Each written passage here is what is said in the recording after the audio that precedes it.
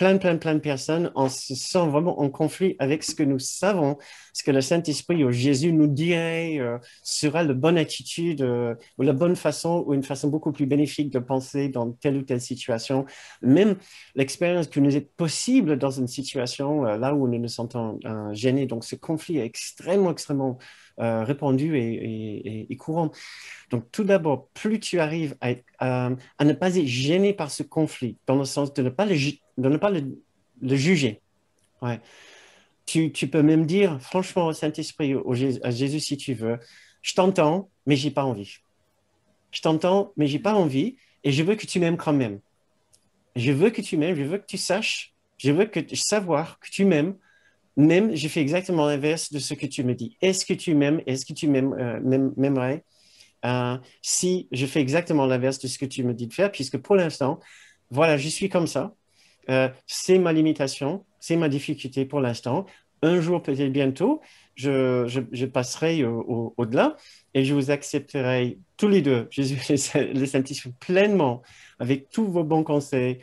Je vous suivrai et je ferai exactement ce que tu me dis de faire, de savoir que je peux voir cette personne différemment. Euh, mais pour l'instant, j'ai vraiment pas envie.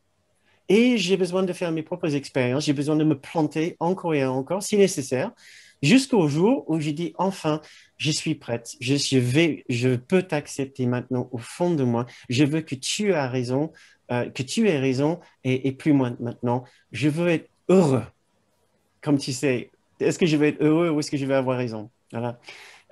Et pour l'instant, oui, on est très nombreux à vouloir avoir raison au lieu d'être heureux. Parce qu'être heureux veut dire d'arrêter d'avoir raison. D'arrêter d'avoir raison veut dire donner raison au Saint-Esprit, donner raison à Jésus. Et là, il y a un immense conflit entre notre particularité, notre soi-disant libre arbitre et l'autre qui représente cette immense présence de sagesse. Et nous allons être dans ce conflit encore un certain temps. Alors, la façon dont nous pouvons travailler avec ce conflit, c'est de ne pas le juger et de nous demander de l'aide, de nous sentir aimés dans notre conflit et avec nos défauts et nos limitations. C'est une façon indirecte de continuer à rester en contact avec eux et à ressentir leur amour, même quand nous sommes en train de faire des choses avec une autre partie de notre esprit qui ne sont pas parfaitement aimantes. Tu vois, c'est une façon de rester dans les deux camps en même temps. Mhm. Tu penses que ça serait faisable? Ah oui, mais ça m'éclaire énormément ce que tu dis. Ça m'apporte une...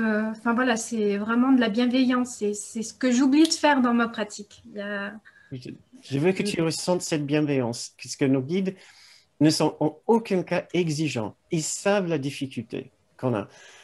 Ça nous a pris 14 milliards d'années pour fabriquer cette dualité telle qu'elle est aujourd'hui. Ils savent très bien que nous n'allons pas juste le défaire en claquant les doigts.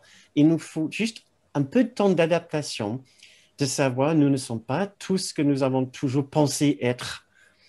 Ils le savent très bien, ils ont beaucoup de patience, ils veulent juste qu'on reste en contact avec eux et qu'on sache qu'ils ne nous jugent pas, et ils connaissent nos bêtises, ils connaissent nos défauts, et nous pouvons rester très près même si on continue encore avec quelques bêtises. Plus on ressent leur amour pour nos bêtises, plus nous allons ressentir notre amour pour nos bêtises. Et on est à deux doigts de notre grande soi qui est dans le sanctuaire intérieur avec eux.